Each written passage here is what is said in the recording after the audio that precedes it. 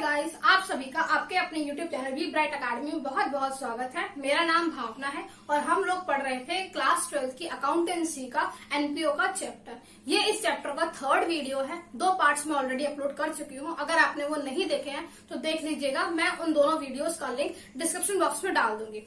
आज हम लोग पढ़ने वाले हैं डिफरेंसेस। पहले डिफरेंस है इनकम एंड एक्सपेंडिचर अकाउंट का and profit and loss account का, क्योंकि ये ऑलमोस्ट सिमिलर होते हैं। एक बनता है हमारा एनपीओ की ऑर्गेनाइजेशन में और एक बनता है हमारा बिजनेस ऑर्गेनाइजेशन में या फिर प्रॉफिट कमाने वाली ऑर्गेनाइजेशन में। तो इनमें मेनली क्या क्या डिफरेंसेस हैं, आइए चल के देख लेते हैं। सबसे पहला कि हम बेसिस देख रहे हैं। पहले ऑब्जेक्टिव क्या है। इनकम एंड एक्सपेंडिचर अकाउंट बनाने का ऑब्जेक्टिव क्या होता है, हमें पता चल जाए कि हमें कितना सरप्लस हो रहा है या कितना डेफिसिट हो रहा है। और प्रॉफिट एंड लॉस अकाउंट को बनाने का क्या ऑब्जेक्टिव होता है, हमें पता करना होता है कि हमें कितना नेट प्रॉफिट हो रहा है या कितना नेट लॉस हो रहा है। इसके बाद आते हैं हम प्रिपेयर्ड बाय। ये कौन कौन बनाते हैं। Income and expenditure account NPO बनाती हैं, नॉट फॉर प्रॉफिट ऑर्गेनाइजेशंस बनाती हैं। और प्रॉफिट एंड लॉस अकाउंट बनाया जाता है बिजनेस एंटरप्राइजेस के नाम से या फिर वो कंपनीज के लिए बनाया जाता है जो कंपनीज प्रॉफिट के लिए काम करती हैं। इसके बाद मेथड, ये इनकम एंड एक्सपेंडिचर कैसे बनता है। Income and expenditure account receipts and payment account के बाद बनता है। प्लस हमें कुछ एडिशनल इन्फॉर्मेशन चाहिए होती है जिसे हम एडजस्टमेंट के नाम से भी जानते हैं, वो यहाँ पे गो थ्रू की जाती है इस अकाउंट को बनाते टाइम। और प्रॉफिट एंड लॉस किस बेसिस पे बनाया जाता है, ट्रायल बैलेंस के बेसिस पे। ये आप ऑलरेडी 11th क्लास में पढ़ ही चुके हो। और कुछ एडिशनल इन्फॉर्मेशन भी चाहिए होती है हमको ताकि हम सारी एडजस्टमेंट्स को कवर अप कर सके। इसके बाद balance. Income and expenditure account में क्या बैलेंस आता है, या तो वो सरप्लस होता है या वो डेफिसिट होता है। और प्रॉफिट एंड लॉस अकाउंट में क्या बैलेंस होता है हमारा, या तो नेट प्रॉफिट होता है या नेट लॉस होता है। आई होप आपको ये वाला डिफरेंस समझ में आ गया होगा। अब इसके बाद हम लोग डिफरेंस देखते हैं रिसिप्ट एंड पेमेंट अकाउंट में and income and expenditure account में कि इन दोनों में क्या डिफरेंस होता है। सबसे पहला nature. Receipt and payment account real account का नेचर का होता है। रियल अकाउंट क्यों, क्योंकि रियल एसेट में आता ही है कैश और इसमें कैश और बैंक की ही ट्रांजेक्शन होती है, इसलिए ये रियल अकाउंट में आ जाता है। और इनकम एंड एक्सपेंडिचर एक नॉमिनल अकाउंट होता है क्योंकि इसमें इनकम एंड एक्सपेंसेस आते हैं और हमारा गोल्डन रूल में हिसाब से ये नॉमिनल अकाउंट में ही आएगा। इसके बाद period. Receipt and payment account में हम सारी की सारी चीजें इंक्लूड करते हैं। हमें कोई फर्क नहीं पड़ता कि वो कौन से नेचर की है या कौन से पीरियड की है, वो सारी की सारी इसमें आ जाती हैं। चाहे वो पिछले साल की हो, चाहे वो इस साल की हो, चाहे वो आने वाले साल की हो। हमें कैश रिसीव हुआ या हमने पे किया, वो सारी चीजें इसमें डाल दी जाती है। इसके बाद में आता है income and expenditure. Income and expenditure में हम सिर्फ उन्हीं ट्रांजेक्शन्स को रिकॉर्ड करते हैं जो हमारे करंट अकाउंटिंग पीरियड से रिलेटेड है। जो हमारे इस करंट अकाउंटिंग पीरियड से रिलेटेड नहीं है हम उनको गो थ्रू नहीं करते, हम उनको इसमें से हटा देते हैं, हम उनसे इंक्लूड नहीं करते हैं। इसके बाद आता है कैपिटल एंड रेवेन्यू आइटम। हम रिसिप्ट एंड पेमेंट अकाउंट में नेचर को नहीं चेक करते हैं और हम सारी की सारी चीजों को रिकॉर्ड कर लेते हैं, चाहे वो कैपिटल नेचर की हो चाहे वो रेवेन्यू नेचर की हो। हालांकि अगर इनकम एंड एक्सपेंडिचर को देखा जाए तो इनकम एंड एक्सपेंडिचर में हम सिर्फ रेवेन्यू आइटम्स को ही इंक्लूड करते हैं और कैपिटल नेचर के जो भी अमाउंट्स होते हैं, जो भी चीजें होती हैं, वो सारी की सारी बैलेंस शीट में ट्रांसफर कर दी जाती हैं। यहाँ पर उसे शो नहीं किया जाता। इसके बाद adjustments. Receipt and payment account को बनाने के लिए हमें कोई भी एडजस्टमेंट नहीं करनी होती है। जो चीज आई कैश में या बैंक में वो रिकॉर्ड कर दी और जिसकी पेमेंट हमने कर दी कैश या बैंक के थ्रू, वो हमने रिसिप्ट एंड पेमेंट अकाउंट में डाल दिया। लेकिन इनकम एंड एक्सपेंडिचर में ऐसा नहीं होता। जितनी भी एडजस्टमेंट होती है, क्योंकि हमें सिर्फ करंट ईयर से रिलेटेड ही चीजें डालनी है, तो उसके अलावा जो भी सारी चीजें होंगी वो इंक्लूड या एक्सक्लूड जो भी है कर दी जाएंगी क्वेश्चन के अकॉर्डिंग। इसके बाद में आता है depreciation. Receipt and payment account क्योंकि एक कैश अकाउंट है, लगभग उसी के जैसा है, तो हम इसमें डेप्रिसिएशन को रिकॉर्ड नहीं करते हैं। लेकिन इनकम एंड एक्सपेंडिचर में हम डेप्रिसिएशन को रिकॉर्ड करते हैं क्योंकि हम देखते हैं कि हमारा कितने एसेट्स यूज हो चुकी है, हमारी नेट एसेट कितनी बची हुई है, वो हम इसलिए इसमें डालना पड़ता है। इसके बाद पर्पस। हम रिसिप्ट एंड पेमेंट अकाउंट क्यों बनाते हैं। हम रिसिप्ट एंड पेमेंट अकाउंट बनाते हैं डिफरेंस दिखाने के लिए कि कैश का बैलेंस कितना है, यानी कि ओपनिंग बैलेंस कितना था और अब सारी एडजस्टमेंट, सारी ट्रांजेक्शन करने के बाद में, सारे रिसिप्ट्स को मिलने के बाद में, सारे पेमेंट्स को देने के बाद में अब हमारे पास क्लोजिंग बैलेंस कितना बनता है कैश और बैंक का। इसके बाद में हमारा इनकम एंड एक्सपेंडिचर का क्या है। इनकम एंड एक्सपेंडिचर में हम देखते हैं कि हमें सारी ट्रांजेक्शन को करने के बाद, सारी जितने भी हमारे ट्रांजेक्शन हो चुकी है उन सबको करने के बाद हमें प्रॉफिट हो रहा है या लॉस हो रहा है, या फिर एनपीओ के टर्म में हमें सरप्लस हो रहा है या डेफिसिट हो रहा है। लास्ट में इसमें सेकंड लास्ट है इसका फॉर्म, कि किस मेथड से बनाया जाता है अकाउंट। डेबिट साइड पे होते हैं रिसिप्ट साइड, डेबिट साइड में हम जो भी हमें आता है रिसीव होता है वो सारा हम रिसिप्ट करते हैं, और क्रेडिट साइड में पेमेंट साइड जाती है कि हमने कुछ भी पेमेंट करनी है तो हम उसे क्रेडिट साइड पे रिकॉर्ड करते हैं। और इनकम एंड एक्सपेंडिचर में क्या होता है कि डेबिट साइड पे होते हैं एक्सपेंसेस या एक्सपेंडिचर जो भी है, और क्रेडिट साइड पे होती है हमारी इनकम। लास्ट में आता है बैलेंस। ओपनिंग बैलेंस क्या होता है, कैश एंड बैंक जो भी हमारा बिगनिंग में है वो ओपनिंग बैलेंस हो गया, और कैश एंड बैंक जो हमारा क्लोजिंग में है उसे बैलेंस एट द एंड कहेंगे। और इनकम एंड एक्सपेंडिचर में ओपनिंग बैलेंस कुछ भी नहीं होता है, लेकिन क्लोजिंग बैलेंस या तो सरप्लस होगा या डेफिसिट होगा। आई थिंक आपको ये समझ में आ गया होगा। आइए अब हम लोग करते हैं फंड बेस्ड अकाउंटिंग की फंड बेस्ड अकाउंटिंग कैसे की जाती है, फंड बेस्ड अकाउंटिंग होती क्या है। फंड बेस्ड अकाउंटिंग कुछ नहीं, जैसे कि हर एक स्पेसिफिक चीज के लिए अलग से फंड बना दिया जाता है, उसकी अकाउंटिंग हल्की सी डिफरेंट तरीके से होती है, लेकिन बहुत इजी है, आपको आराम से समझ में आ जाएगी। अब बस इतना ध्यान रखिएगा कि आप कभी भी किसी भी फंड की अकाउंटिंग करते हैं तो उसका जितना भी अमाउंट का फंड है वो उसमें जो भी रिसिप्ट होगी वो ऐड हो जाएगी, जो भी पेमेंट्स होंगी वो सारी माइनस हो जाएंगी, और ये सब करने पे आएगा हमारा एडजस्टेड बैलेंस या रिक्वायर्ड बैलेंस, उसको फिर हमें बैलेंस शीट में शो करना होता है। ये फंड है ये हमेशा बैलेंस शीट में लायबिलिटी साइड में ही आता है, इतना आप हमेशा ध्यान रखिएगा। फंड बहुत सारे नामों के हो सकते हैं, आप डिपेंड करता है कि आप किस एनजीओ में काम करते हैं उस हिसाब से अलग फंड बनते हैं। जैसे कि अगर आपको किसी को प्राइजेस देने जाते हैं हमेशा, तो प्राइजेस के लिए अलग से फंड बन जाता है, आपको कोई टूर्नामेंट कराना होता है तो उसके लिए अलग से बन जाता है, या फिर ऐसी बहुत सारी डिफरेंट कैटेगरीज होती हैं, वो हम लोग आगे चलते रहेंगे तो देखते रहेंगे। अभी हम लोग एक एग्जाम्पल कर लेते हैं, मैं उसका फोटो यहाँ पे डालूंगी, आप देख लीजिएगा। मैं क्वेश्चन रीड भी कर देती हूँ, हम साथ साथ उसको सॉल्व करके देखेंगे कि इस टाइप के क्वेश्चन कैसे किए जाते हैं। एग्जाम्पल है, how are the following items shown in the financial statements of the not for profit organisation. मतलब कि जो आइटम्स आपको नीचे गिवन है वो बैलेंस शीट में किस तरह से शो किए जाएंगे। सबसे पहला है tournament fund ₹2 lakh, tournament expenses ₹60,000, receipt from tournament ₹80,000। तो सबसे पहले आप सिंपल था, आप हेडिंग डाल दीजिए पर्टिकुलर्स अमाउंट। पहला है टूर्नामेंट फंड। टूर्नामेंट फंड आपका रुपीज कितना था, 2 लाख। उसके बाद टूर्नामेंट एक्सपेंसेस हमें गिवन थे 60,000, वो हमने एक्सपेंसेस है तो माइनस कर दिए। फिर हमारे टूर्नामेंट रिसिप्ट गिवन थे 80,000 रुपीज, तो ये हमने ऐड कर दिया। अब सारा प्लस माइनस करने के बाद में देखा 2 lakh minus 60,000 plus 80,000 equal to 2,20,000। Tournament fund है, जो भी फंड होते हैं मैंने आपको पहले ही बताया था कि वो सब बैलेंस शीट में जाते हैं लायबिलिटी साइड, इसलिए balance transfer to liability side of balance sheet. ये हमारा फर्स्ट पॉइंट कवर अप होता है। इसके बाद हमारा नेक्स्ट पॉइंट है बिलियर्ड मैच एक्सपेंसेस। आपके जो बिलियर्ड मैच एक्सपेंसेस है ये सिर्फ एक्सपेंसेस गिवन है, आपको कोई फंड तो गिवन ही नहीं है, तो इसलिए ये कोई स्पेसिफिक फंड नहीं हुआ, बट ये एक एक्सपेंस है, और जितने भी हमारे एक्सपेंसेस होते हैं वो हमारे इनकम एंड एक्सपेंडिचर में डेबिट साइड पे जाते हैं, तो वो मैंने यहाँ पे लिख दिया है।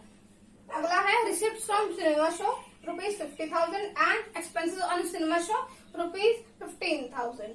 इट मीन्स आपको एक्सपेंसेस दे दिया और इनकम दे दिया, आपको कोई फंड तो बताया ही नहीं। अगर आपको कोई फंड बोला ही नहीं है तो आप खुद से तो क्रिएट नहीं कर सकते हो, इसीलिए ये एक स्पेसिफिक फंड नहीं है। हम क्या करेंगे, जो रिसिप्ट फ्रॉम सिनेमा शो है, क्योंकि ये हमारे एक तरीके से इनकम हो गई, तो हम इसको क्रेडिट साइड में इनकम एंड एक्सपेंडिचर अकाउंट पे शो करेंगे। एक्सपेंसेस ऑफ सिनेमा शो, क्योंकि ये एक्सपेंसेस है इसीलिए हम उसे debit side of income and expenditure account लिखेंगे।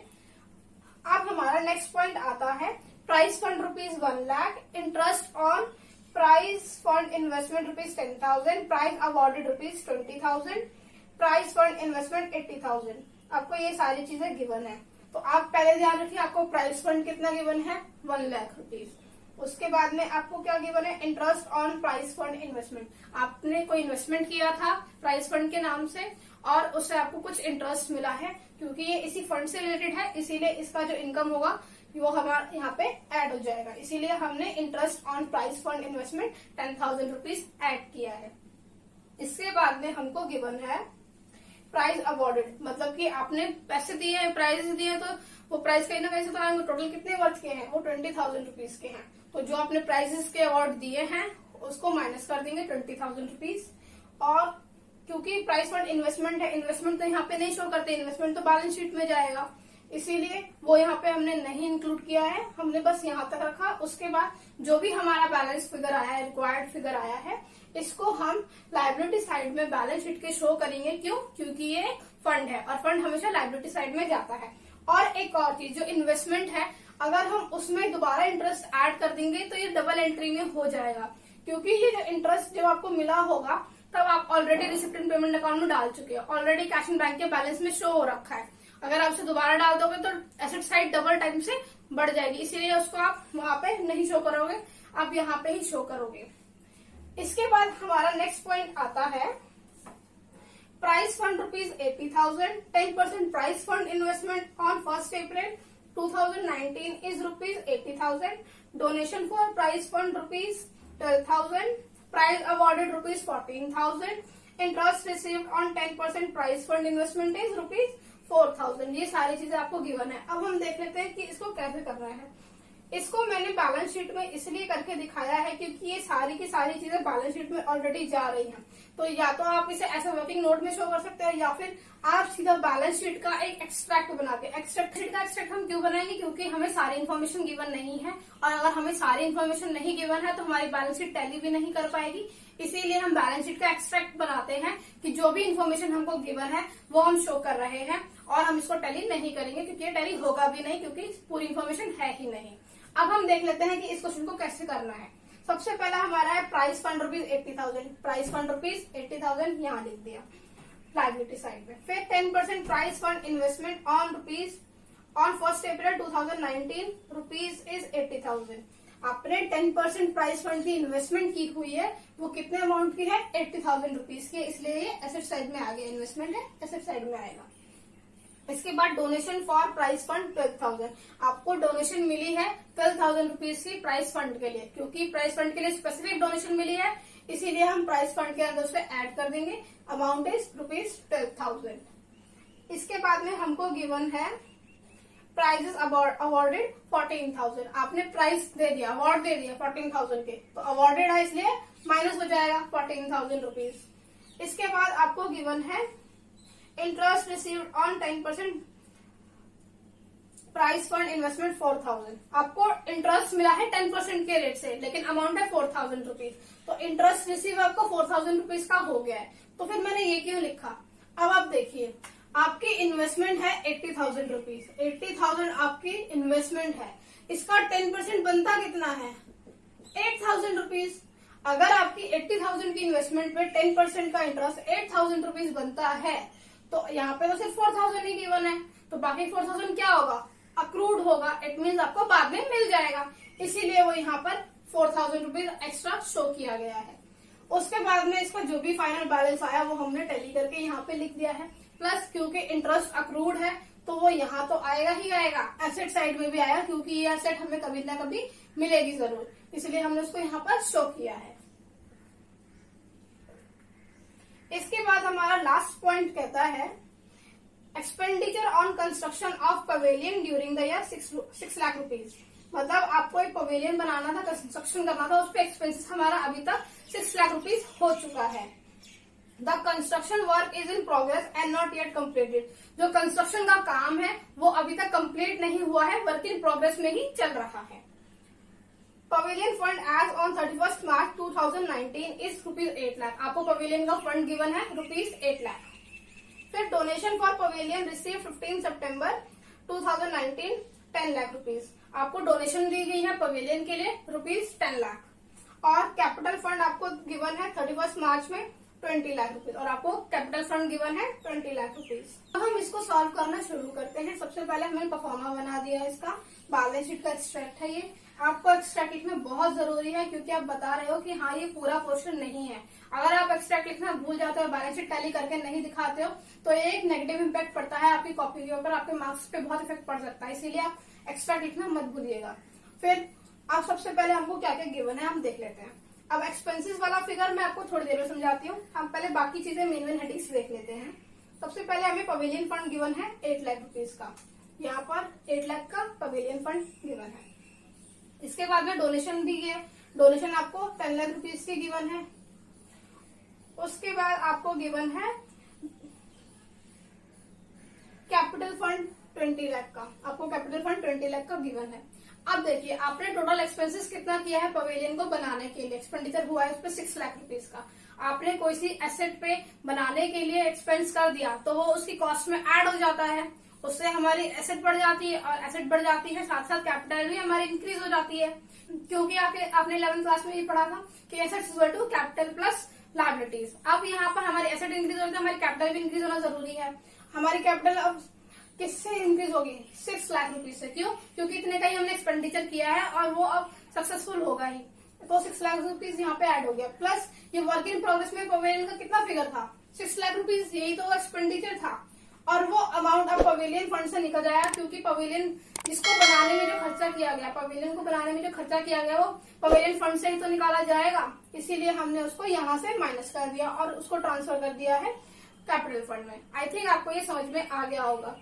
आइए अब हम लोग एक क्वेश्चन करते हैं जिसमें हमको रिसेप्शन पेमेंट अकाउंट से इनकम एंड एक्सपेंडिचर और बैलेंस शीट को बनाना होगा। ये अभी सिर्फ एक एक्सट्रैक्ट है, छोटा क्वेश्चन है, बाद में हम लोग फुल फ्लेज क्वेश्चन करेंगे। अब हम लोग एग्जाम्पल पढ़ते हैं। एग्जाम्पल की मैं फोटो डाल दूंगी, आप देख लीजिएगा। Following is the extract of reception payment account of a sports club. आपको एक स्पोर्ट्स क्लब का रिसेप्शन पेमेंट अकाउंट का एक्सट्रैक्ट गिवन है, मतलब फुल इन्फॉर्मेशन नहीं है, कुछ पोर्शन ही है। You are required to show different items in the income and expenditure account and balance sheet of the club. आपको इनकम एंड एक्सपेंडिचर और बैलेंस शीट को बनाना है। For the year ended 31st March 2020, आपका year कब खत्म हो रहा है? 31st मार्च 2020 को खत्म हो रहा है। Giving effect to the additional information given below, और आपको कुछ एडिशनल इन्फॉर्मेशन भी गिवन है, आपको उसको भी गो थ्रू करना है, उसके बाद में सारी एडजस्टमेंट्स करनी है। अब आपको क्या क्या एडजस्टमेंट्स गिवन है, एडिशनल इन्फॉर्मेशन क्या गिवन है? Donation for pavilion ₹10 lakh rupees की डोनेशन मिली है पवेलियन के लिए। फिर contribution for governors party, governors party के लिए कुछ कॉन्ट्रीब्यूशन भी आया है आपके पास ₹2 लाख का। और डोनेशन, ये अदर डोनेशन है ₹5,000 की। और पेमेंट साइड में आपको गिवन है गवर्नर पार्टी के लिए एक्सपेंसेस आपने पे किए हैं 2,40,000 के। अब एडिशनल इन्फॉर्मेशन है amount spend on pavilion ₹20 lakh, amount spend किया गया पवेलियन पे ₹20 लाख का। The construction work is in progress and has not yet completed, जो कंस्ट्रक्शन का काम है वो अभी पूरा नहीं हुआ है, वर्क इन प्रोग्रेस में चल रहा है। Outstanding subscription for governors party, आपको गवर्नर पार्टी के लिए कुछ आउटस्टैंडिंग सब्सक्रिप्शन है, मतलब आपको अभी तक वो अमाउंट मिला नहीं है पर मिल जाएगा, ₹30,000 का है। Capital fund as at 31st March 2019, आपको कैपिटल फंड गिवन है 31st मार्च 2019, इट मीन आपको ओपनिंग बैलेंस गिवन है इसका 10 लाख रुपीज का। और पवेलियन फंड का भी ओपनिंग बैलेंस आपको गिवन है ₹40 लाख। अब हम लोग देख लेते हैं कि हमें इसको कैसे करना है। सबसे पहले हम लोग प्रोफार्मा बना लेंगे, इनकम एंड एक्सपेंडिचर का भी और बैलेंस शीट का भी। एक्स्ट्रैक्ट लिखना मत भूलिएगा, अच्छे से परफॉर्मेंस जरूर बनाइएगा। किसकी बुक में बना रहे हो ये भी बताना जरूरी है, और कौन से ईयर के लिए बना रहे हो, कौन से पीरियड के लिए बना रहे हो ये भी शो करना बहुत जरूरी है। अब हम लोग एक एक करके आइटम्स को लेते हैं और पुटअप करते जाते हैं। आप लोगों के लिए एक टिप है गाइस कि आप जब भी क्वेश्चन करो तो आप परफॉर्मा पहले ही बना लीजिए। आप जब क्वेश्चंस की प्रैक्टिस करते रहते हैं तो आप लोगों को आइडिया लग जाता है कि लगभग इतने पेज में आपका कंप्लीट हो जाएगा, तो आप पहले से ही परफॉर्मा बनाते रहिए और साथ साथ एंट्रीज करते जाएंगे तो आपका बहुत सारा टाइम बच जाएगा और कोई भी एंट्री छूटेगी भी नहीं। इसीलिए मैं प्रेफर करती हूँ कि आप हम लोग हमेशा साथ में ही बनाएं जितने भी आपको परफॉर्मेंस बनाने होते हैं, ताकि आपका टाइम भी ज्यादा ना लगे और कुछ छूटे भी नहीं। हम लोग पहले एडिशनल इन्फॉर्मेशन को लेके क्वेश्चन करना स्टार्ट करते हैं। पहला हमको गिवन है कि पवेलियन पे हमने टोटल 20 लाख रुपीज का अमाउंट स्पेंड किया है, खर्चा किया है। अब भाई हमारा पवेलियन का काम क्योंकि कंप्लीट नहीं हुआ है, वर्क इन प्रोग्रेस में ही चल रहा है, तो इसीलिए वो यहाँ पे हमने एसेट साइड में शो किया है कि pavilion work is in progress ₹20 lakh. और पवेलियन को बनाने के लिए जो खर्चा हुआ होगा वो पवेलियन फंड से हुआ होगा, इसीलिए हमने उसको माइनस कर दिया है 20 लाख रुपीज से। और क्योंकि हमारा ये जब पवेलियन हमने बनाया है तो हमारी एसेट इंक्रीज हो रही है, एसेट का अमाउंट बढ़ता जा रहा है, तो हमने उसे एसेट बढ़ती है तो कैपिटल भी बढ़ती है, इसीलिए हमने उसको कैपिटल फंड में भी ऐड कर दिया है 20 लाख रुपीज का। उसके बाद में हमारे को गिवन है outstanding subscription for governor party. अब गवर्नर पार्टी के लिए पहले हमें बाकी चीजें भी देखनी पड़ेंगी, तो गवर्नर पार्टी के लिए हमें और क्या क्या गिवन है। टोटल हमको गवर्नर पार्टी का एक्सपेंस गिवन है 2,40,000 रुपीज का। इसके अलावा हमको गिवन है कि कॉन्ट्रीब्यूशन आया है हमको 2 लाख रुपीज का। मतलब आपने खर्चा कर दिया 2,40,000 रुपए का, जिसमें से 2 लाख आपको ऑलरेडी मिल चुके हैं और 30,000 मिलने बाकी हैं, इसीलिए वो भी हमने माइनस कर दिया। तो नेट हमारा आया 10,000 रुपीज की। हमने नेट एक्सपेंस गवर्नर पार्टी के लिए 10,000 रुपीज का किया है। इसके अलावा हमको कैपिटल का फंड गिवन है। कैपिटल का फंड हमने ओपनिंग बैलेंस यहाँ पे लिख दिया। पवेलियन के फंड का ओपनिंग बैलेंस हमने यहाँ पर लिख दिया लायबिलिटी साइड में। उसके बाद में हमको एडिशनल इन्फॉर्मेशन हमारी खत्म हो जाती है। अब जो हमारा रिसेप्शन पेमेंट में रह गई चीजें, अब वो भी हम पुटअप कर देते हैं। हमने डोनेशन फॉर पवेलियन डाल देना है। डोनेशन हमारा पवेलियन में कितना है, 10 लाख रुपीज, तो वो हमने पवेलियन फंड के अंदर ऐड कर दिया। लायबिलिटी साइड में बैलेंस शीट के कॉन्ट्रीब्यूशन हो गया। इसके अलावा अलग नॉर्मल डोनेशन गिवन है, क्योंकि उसके आगे कुछ भी नहीं लिखा, तो वो जनरल डोनेशन में काउंट होंगी और जनरल डोनेशन हमारे इनकम साइड पे आ जाएगी 5,000 रुपीज की इनकम एंड एक्सपेंडिचर अकाउंट में। बस इतना ही था हमारा क्वेश्चन। आई होप आप लोगों को ये पूरा क्वेश्चन समझ में आ गया होगा। Thank you so much.